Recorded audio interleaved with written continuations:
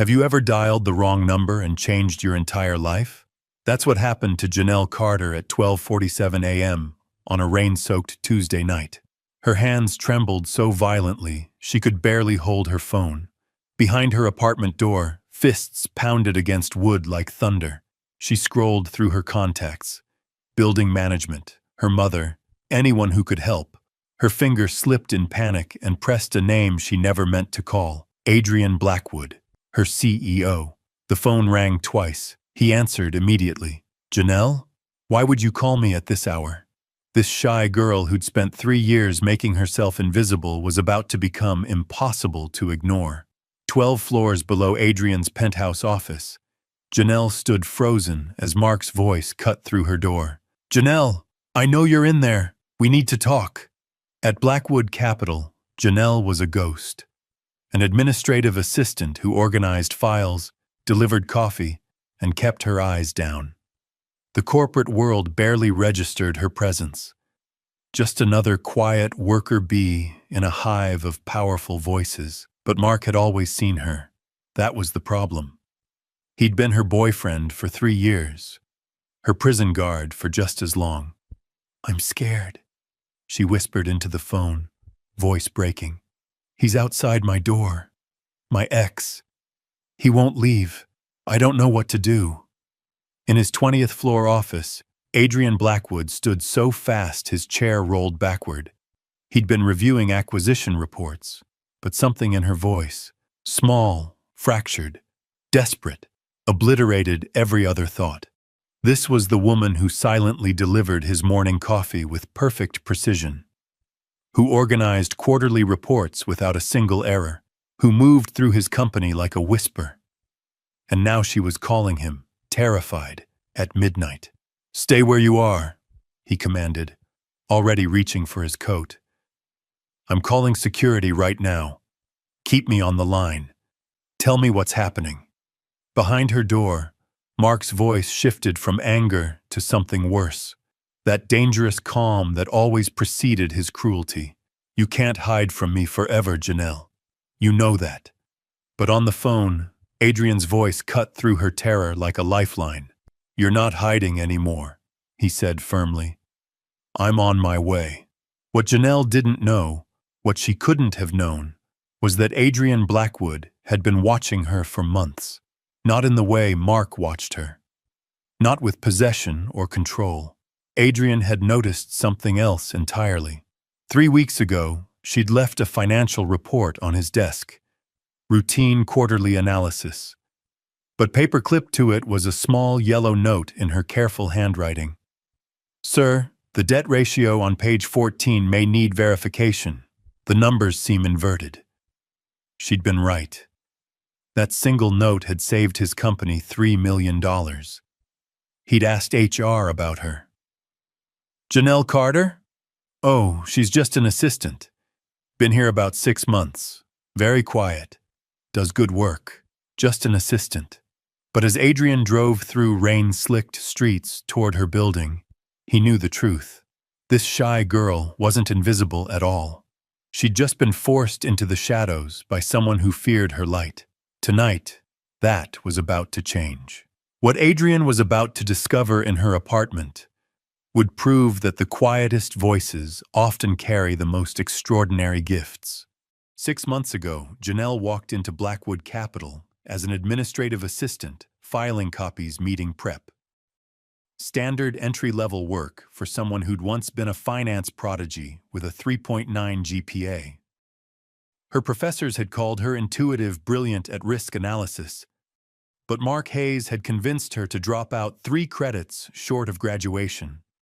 His love became control so gradually she'd mistaken suffocation for devotion. At Blackwood, being invisible had one advantage: people forgot she was watching. In her 3rd week, she glimpsed a presentation about acquiring Halston Industries. The debt-to-equity calculations were inverted. They'd pay $42 million for a company worth $11 million. Her hand moved toward the conference room door. "What do you know about finance? You didn't even finish your degree." Mark's voice echoed in her memory. She walked away. That night, she built a complete financial model with corrected ratios and 5-year projections. Graduate-level work. She saved it in a folder labeled Personal Projects and never told anyone. Walter Harris, the 67-year-old security guard, recognized the way Janelle moved, hunched shoulders, eyes on the floor, checking every space before entering. His daughter had moved the same way after her ex-husband's psychological warfare. One evening, he found her crying at her desk. "You saw something wrong in that presentation," he said gently. "Something important, and you walked away. It's not my place to. Why not because someone told you your thoughts don't matter?" His voice was kind, but firm. "First, you have to believe you deserve to be heard." The first note appeared on her windshield. "I saw you at the grocery store. You look good." Mark had found her. More notes followed. Texts at 2 a.m., calls from different numbers. The police were sympathetic but powerless. No explicit threats meant no protective order. She became even quieter at work, a ghost haunting her own life. On a Thursday afternoon, Janelle stepped into the executive elevator with Adrian Blackwood. Her phone buzzed. Mark's text, "Navy blouse today. It's too big for you. You've lost weight." He could see her. Right now. She spun toward the mirrored walls, searching desperately for How. "Is everything all right?" Adrian's voice cut through her panic. "Just work stress," she lied. At his floor, he paused. "Janelle, if you ever need anything, my door is open." He walked away, leaving her wondering if he'd seen through her mask. Over 2 weeks, Mark's presence became suffocating. He appeared outside her building, sent flowers with cards reading, "I forgive you," left voicemails alternating between tender and threatening. "Don't make me do something we'll both regret." She stopped sleeping, stopped eating, moved through her days in a fog of hypervigilance. Mr. Harris watched with concern. "Whatever's haunting you won't stop unless you confront it, and you can't confront it alone." "I don't know how to ask for help," she whispered. "You just have to be brave enough to make the call." That night in the parking garage, she felt eyes on her back. Nothing there but shadows. Later, another text, "Soon, Janelle. Very soon, we're going to finish what you started." She sat by her door until dawn, phone in hand, waiting for the moment when Mark would stop being patient. That moment came at 12:47 a.m. on a Tuesday and changed everything. The pounding started at 12:40 a.m. "Janelle, open the door. I'm not leaving until we talk." Mark's voice, right outside. She grabbed her phone, scrolling desperately through contacts with trembling hands. In her panic, she pressed the wrong name. "Janelle, why would you call me at this hour?" Adrian Blackwood, her CEO. Bang, bang, bang. "He's outside my door," she whispered. "My ex-boyfriend. He won't leave." "I'm calling security right now. Stay away from the door." His voice turned to steel. "Give me your address. I'm 8 minutes away." "You don't have to. Your address. Now." Janelle sank to the floor, phone pressed to her ear while Mark's tirade continued outside, angry pleading, then that dangerous calm. "I just want to talk. Why are you being so dramatic?" "Stay calm." Adrian's voice anchored her. "He's trying to manipulate you. Don't engage. He's saying I'm overreacting. Maybe I should just—" "No. A man pounding on your door at midnight isn't just wanting to talk. That's intimidation. You don't owe him anything." Something inside her cracked open. For 3 years, Mark had convinced her she was paranoid, making problems where none existed. But this stranger believed her immediately, without question. "Thank you," she breathed, "for believing me." "Always," he said quietly. Mark's footsteps finally receded. "This isn't over, Janelle. You can't hide from me." Walter Harris and Officer Chen responded within minutes. They checked the hallways, filed an incident report, added Mark to the watch list. "Documenting everything matters," Chen said gently. "It creates a record.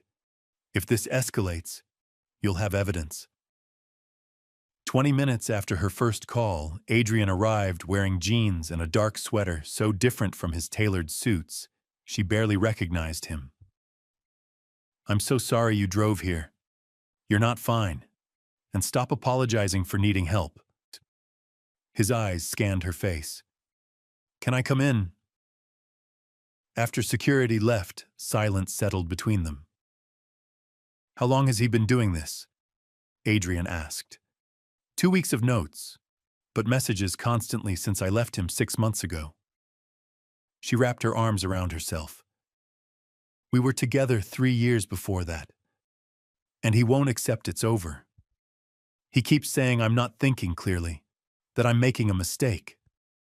Her voice dropped. "Sometimes I wonder if he's right. He's not. That's what abusers do. They make you doubt reality until you can't trust yourself." The word abuser hung in the air.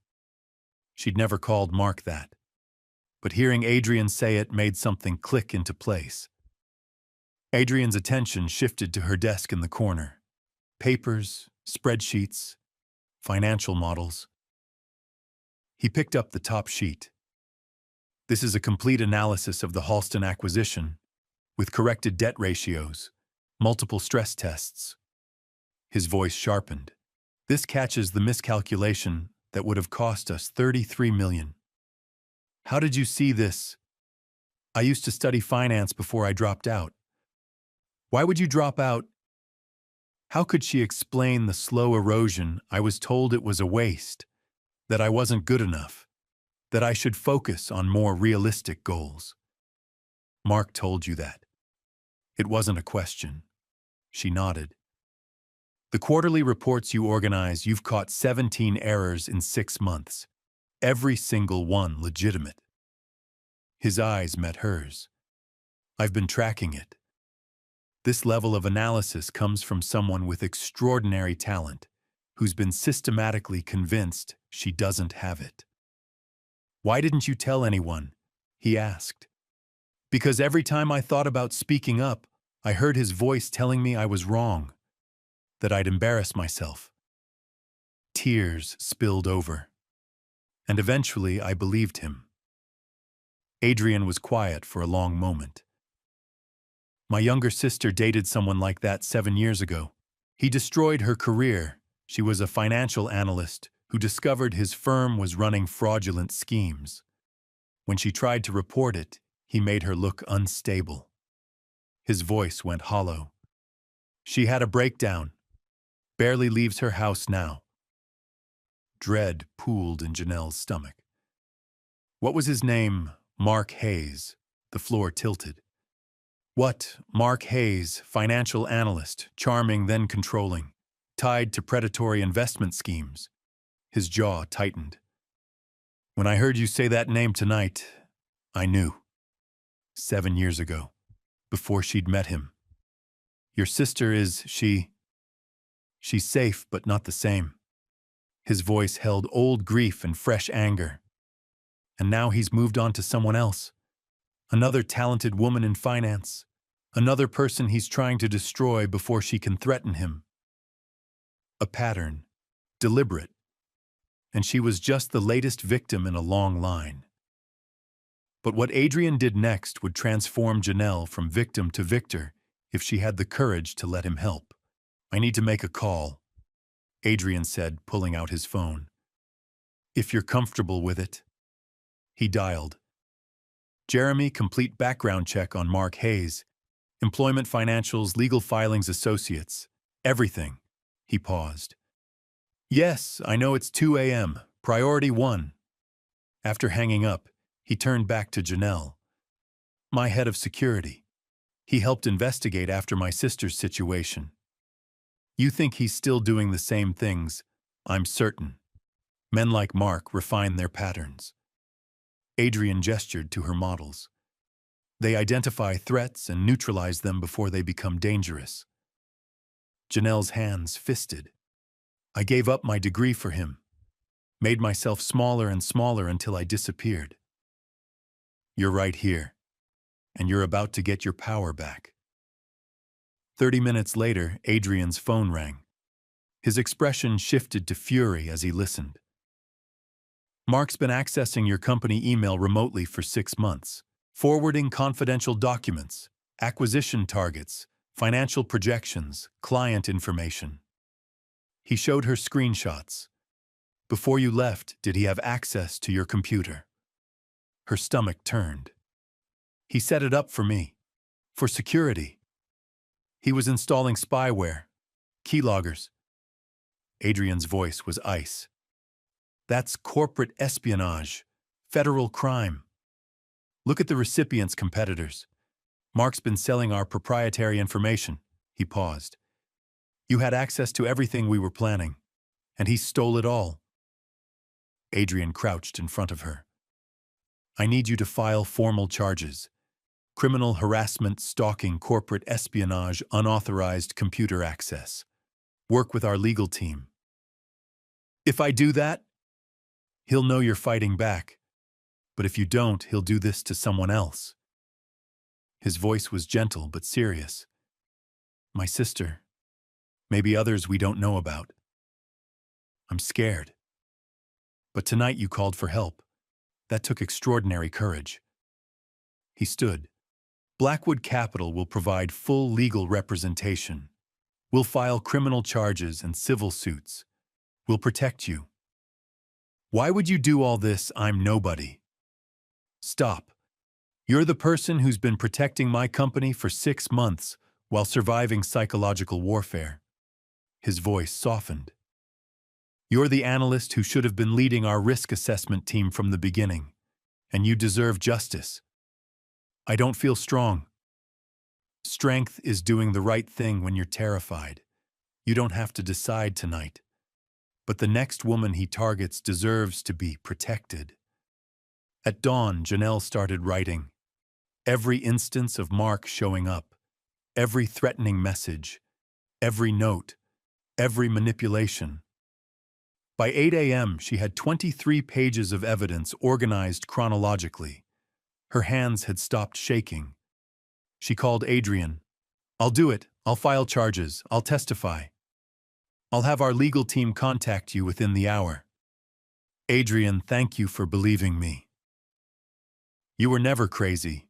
You were being gaslit by an expert. And Janelle, you're not alone anymore. Mark Hayes was arrested 5 days later. From her new secure apartment, Janelle watched the news coverage with Mr. Harris beside her. The charges scrolled corporate espionage, unauthorized computer access, interstate stalking, criminal harassment, multiple fraud counts.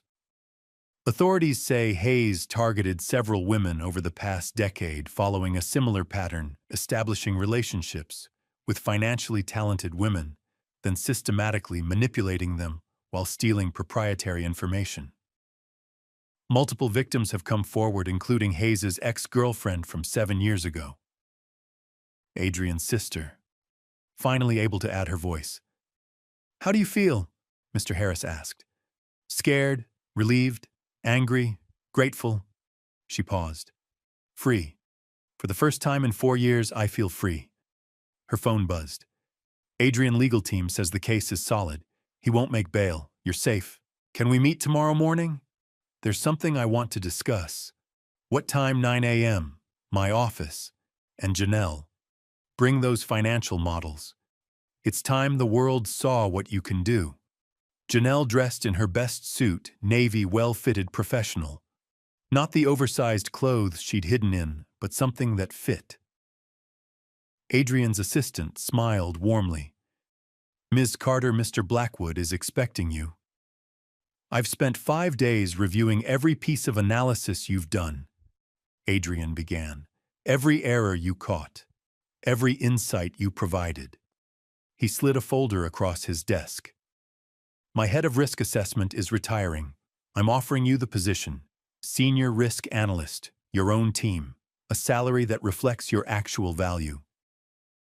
The title blurred through tears. Senior Risk Analyst, Janelle Carter. I don't understand. After everything, because of everything, you called for help when terrified. You filed charges when it would have been easier to hide. You documented evidence while shaking with fear. He leaned forward. That's who I need leading critical analysis. Someone who does the right thing even when it's hard. I'm scared I'll fail. Then you'll fail forward. You'll learn. You'll grow. His certainty was absolute. But I think you're going to be extraordinary. The question is whether you're brave enough to believe it. She looked at the contract, at the title that said she mattered. Yes, she said, voice steady for the first time. I'm ready.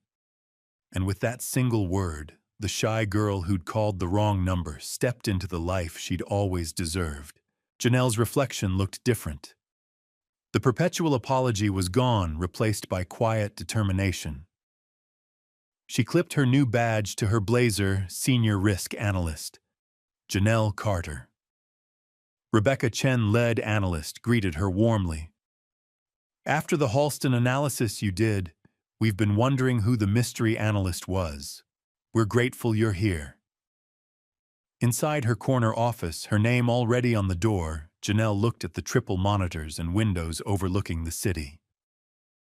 Most people can't see logical sense until it's too late, Rebecca said.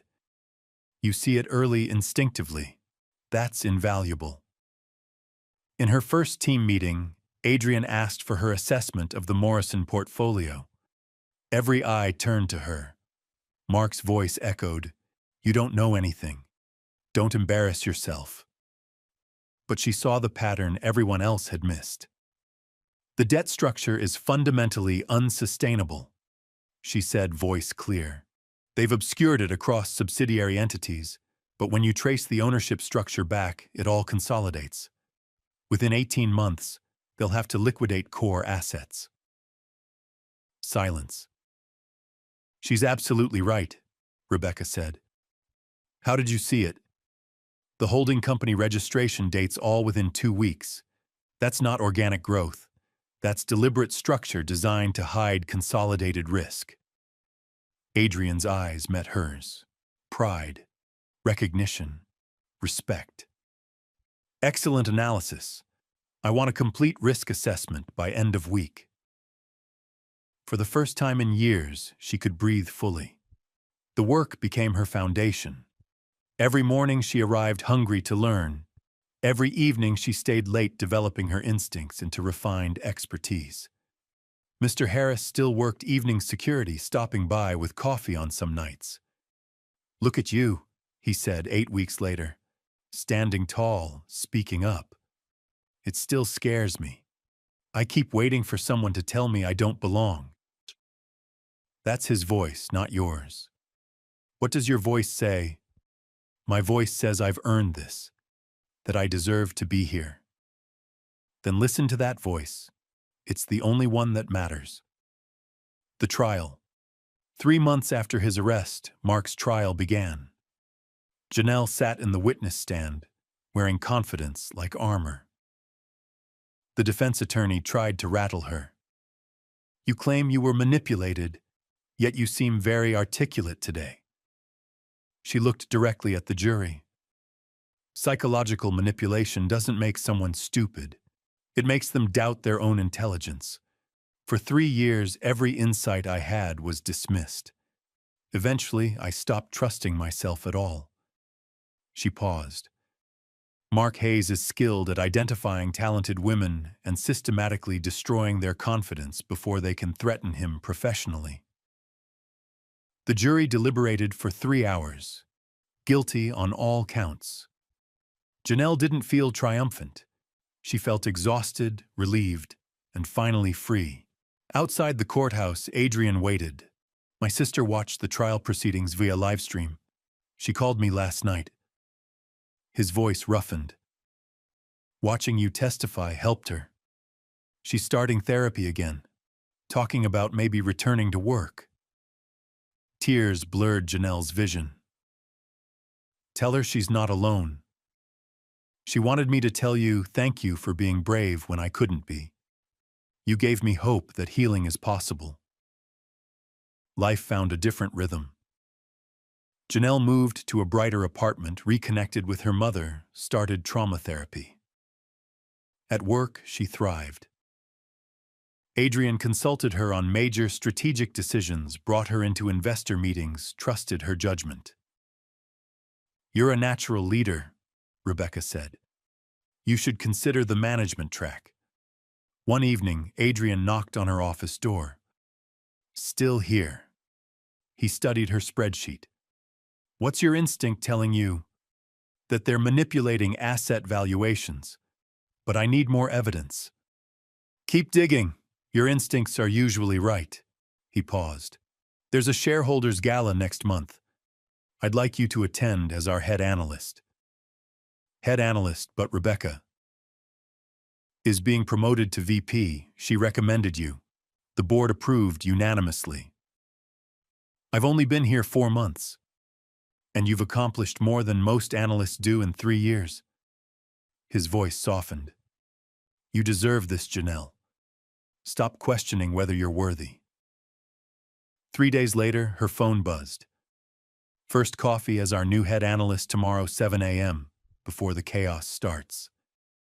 There's a place I want to show you. Adrian. She recognized it as more than professional courtesy. Something personal that made her pulse quicken with possibility rather than fear. I'll be there. That night, Janelle reflected on who she'd been 4 months ago, terrified, invisible, convinced she was worthless. And who she was becoming, still healing, still learning, but no longer silent. No longer small. Tomorrow she'd have coffee with the man who'd answered her panicked midnight call and refused to let her drown. She didn't know what tomorrow would bring, but for the first time in years, she was ready to find out. Because the shy girl who'd accidentally called the wrong number had finally found the right life, and maybe something even more precious. The cafe was tucked into a quiet street. Janelle had never noticed the kind of place that felt like a secret shared between friends. Morning light painted everything gold through tall windows. Adrian was already there, 2 steaming cups waiting. He stood when she entered, and his smile was different from the professional expression she'd grown accustomed to. Warmer, more open. You found it, he said. GPS makes everything possible. She smiled back, surprised by how natural it felt. This place is beautiful. My sister used to bring me here every Sunday, before everything fell apart. Old grief flickered across his face, followed by something lighter. She's planning to meet me here next month. First time she'll leave her apartment for something social in over 2 years. Janelle's throat tightened. Because of the trial. Because of you. He gestured to the seat across from him. Watching you testify, seeing you reclaim your voice, it showed her that the story doesn't have to end with the trauma. That healing is possible. They sat. The coffee was perfect. The silence between them was comfortable, filled with understanding that didn't need words. Can I ask you something? Janelle said finally. Why did you really answer your phone that night? You could have ignored it. Let it go to voicemail. Adrian considered this carefully. Instinct, maybe. I'd been watching you for months, Janelle. Not in any inappropriate way, but noticing. The way you caught errors no one else saw. How you made yourself smaller whenever someone approached. The way you looked over your shoulder constantly, like you were waiting for something terrible. He paused, meeting her eyes. That night when your name appeared on my screen at midnight, I knew. I knew you wouldn't call unless it was truly an emergency. So I answered. I'm grateful you did, she whispered. So am I. His hand moved across the table, stopping just short of touching hers. You've changed everything, Janelle. For the company. For my sister. His voice dropped. For me. How did I change anything for you? You reminded me why I built this company in the first place. His eyes held hers with surprising vulnerability. After my sister's breakdown, I became obsessed with control, with preventing disasters through pure analytical force. I stopped seeing the people behind the numbers. He smiled softly.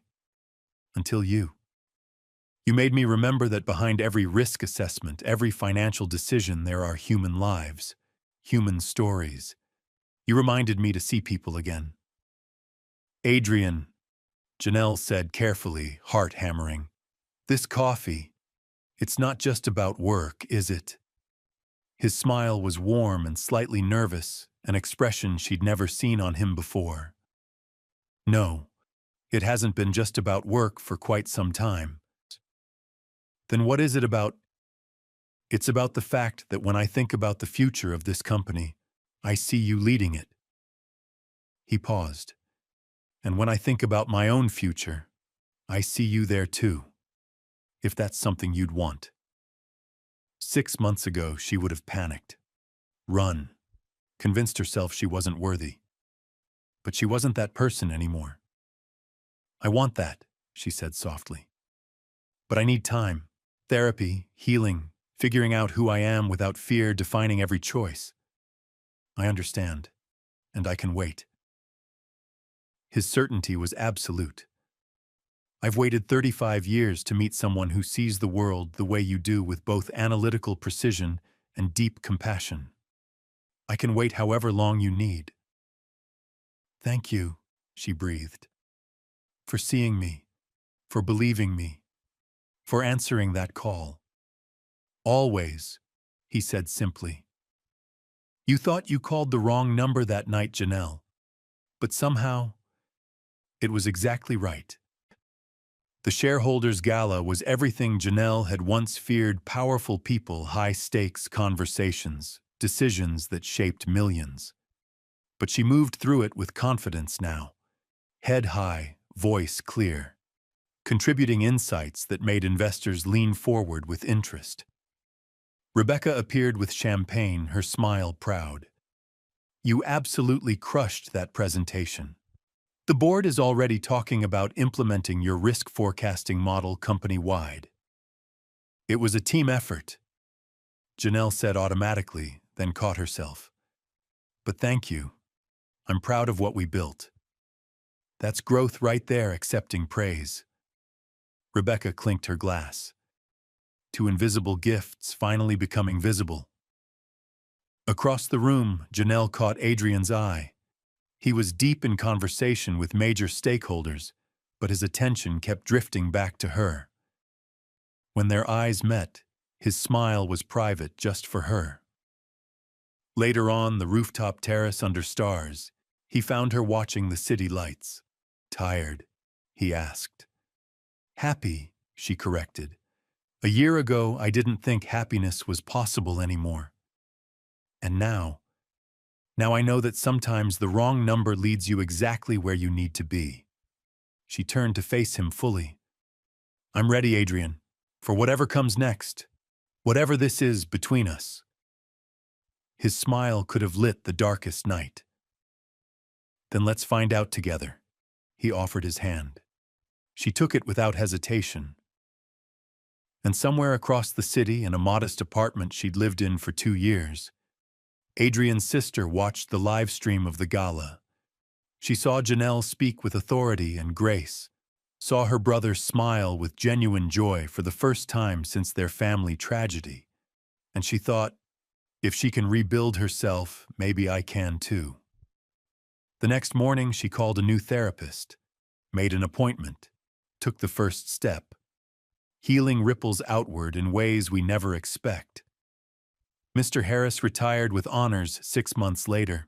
At his farewell celebration, he pulled Janelle aside, his eyes warm with pride. You remember what I told you that first night? He asked. that you'd been preparing your whole life for the moment you'd need to be brave. She nodded, throat tight. I was right, wasn't I? You were. She hugged him fiercely. Thank you for seeing me when I couldn't see myself. That's what we do for each other, child. We hold the truth until the other person is strong enough to carry it themselves. He smiled.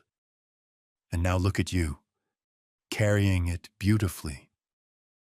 She watched him leave the building for the last time, waving to colleagues who'd become family. Her phone buzzed.